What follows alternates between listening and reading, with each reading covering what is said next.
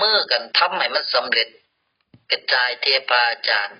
กระจายแช่ธรรมะสร้างสื่อธรรมะกระจายออกไป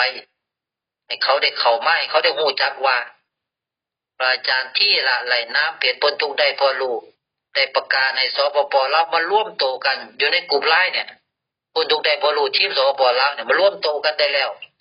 เป็นพื้นที่ยุคศรีวิไล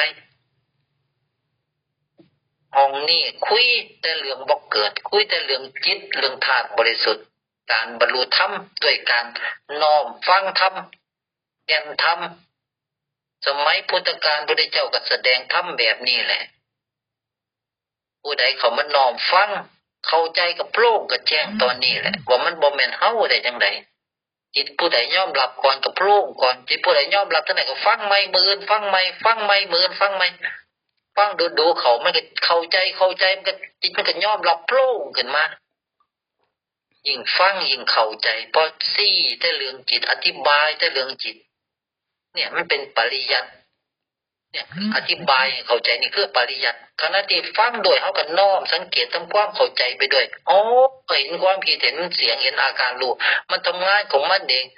เอานี่ตัวน้ำนี่ตัวเฮามาอาศัยของอันนี้ตัวเนี่ยมันถึงได้ทุกข์อยู่นี่อ๋อเข้าใจนี่คือการปฏิบัติ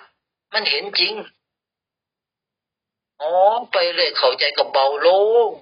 ไปเลยเบาโล่งไปเลยหลุดออกคลายออกยิ่งคลายออกเท่าไหร่ยิ่งเบาโล่งมากเท่านั้นนั่นแหละคือปฏิเวท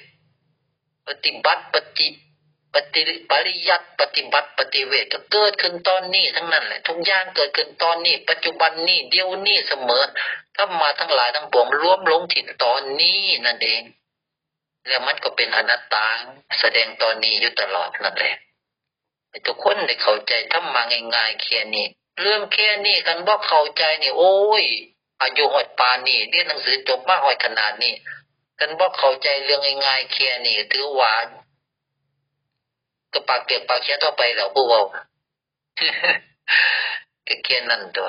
คุยต่อไปสอนต่อไปบอกต่อไปก็ยังพระพุทธเจ้าล่ะเพิ่นก็บอกซุมื้อสอนซุมื้อแนะนำซุมื้อมันก็แจ้งขึ้นซุมื้อตัวจะไปใส่ไม่แต่จะบ่เกิดแค่นั้นแล้วพระพุทธเจ้าเพิ่นก็ทำหน้าที่แบบนี้ประกาศความรู้นี่แบบนี้ซุมื้อพระพุทธเจ้าแต่สมัยก่อนสื่อสารลำบากกว่าจะสอนได้แต่ละคนกว่าจะได้หนึ่งคนมาสอนยากมากเขาก็ต้องเฝ้าฟังเฝ้าไปเฮ็ดงานก็คือซุมื้อนี้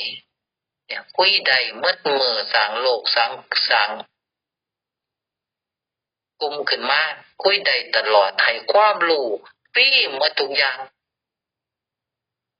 บ่แม่นเอาเงินซื้อแล้วนี่คือบุญสูงสุดในศาสนาเป็นบุญแห่งปัญญาเป็นบุญที่บ่มีบุญมีแต่ปัญญานั่นเองมีแต่ความรู้แจ้งความบ่โง่ยึดสิ่งใดมันพ้นทุกข์ด้วยปัญญามันแม่นพ้นทุกข์ด้วยการบำเพ็ญตบะก็ยังพรามเด้มันพ้นบ่ได้แนวนั้นน่ะมันพ้นทุกข์ได้ด้วยปัญญารู้จักจิตรู้ว่ารูปและนามบ่แม่นเฮานั่นแหละมันพ้นจังซั่นนั่นเองโอเคโอ้ให้โอวาทมัน1 ชั่วโมงก็ได้เนี่ยเอามาที